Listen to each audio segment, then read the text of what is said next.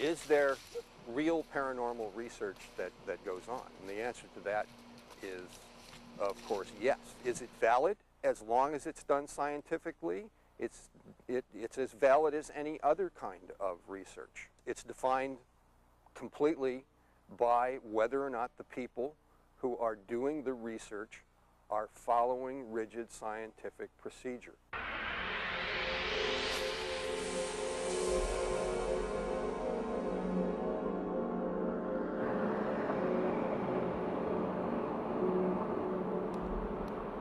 We're basically here because this is one of the most famous haunted places in Hamilton. It's reputed to be haunted by the Dark Lady, as well as several other spirits, but it's been haunted for at least 150 years.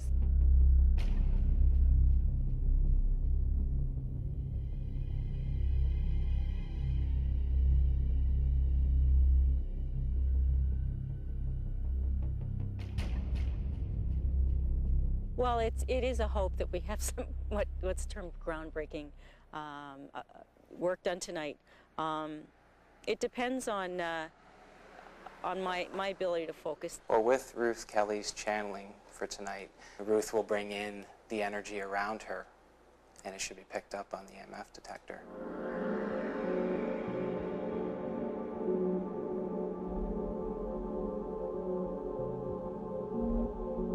The reason it's used is because ghosts are said to give off an electromagnetic frequency.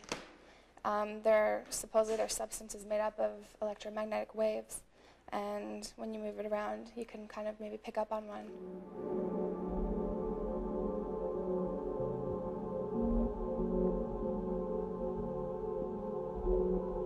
Just to sit in a chair and you know, say the words, bring them to me, and have the infrared on is you know, that's the easiest way to do things, and hopefully we can do that, and that we can get them to show up in the infrared. For me, this is a learning curve because I'm going to see what gets to show up and what doesn't show up.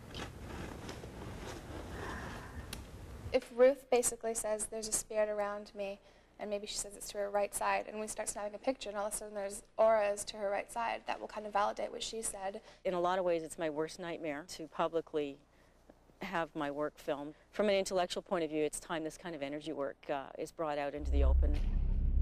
Well, there's a few locations in here that are known for hauntings. On the second floor, there's a wall where the word murder appeared during the renovations in the 80s. This is where the word murder was spelled out, and they kept painting and painting, and it would keep reappearing. As well as we have in the basement the area known as the vault. Mysterious area, used to have a tunnel going from it, and when it caved in, it actually buried a few people alive.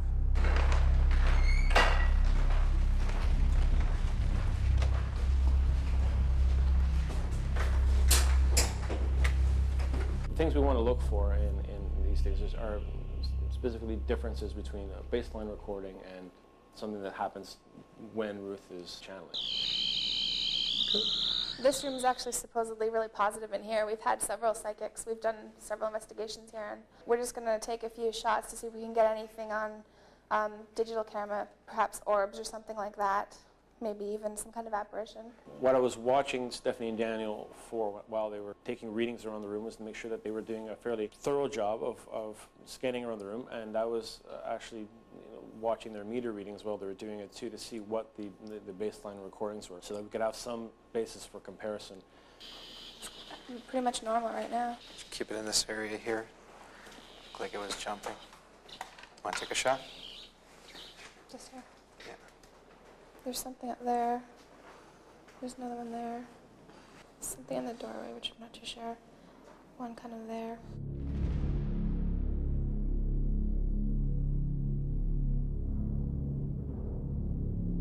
With any investigation, when you bring a psychic into it, a psychic such as Ruth, you're inviting the energy in. She draws in the energy. Right. So there's really nothing down here right now? No, this room really isn't that active anyways.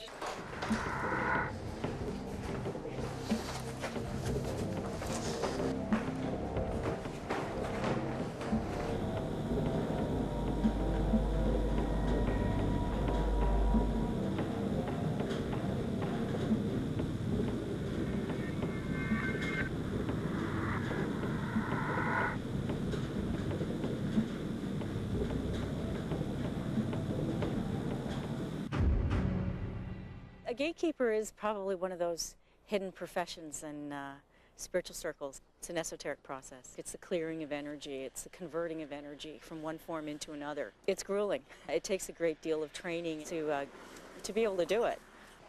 This way? Left?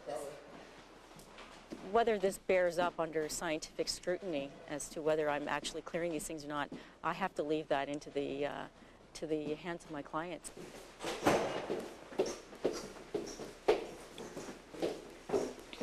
This is not a dangerous evening, no. As long as I'm with you.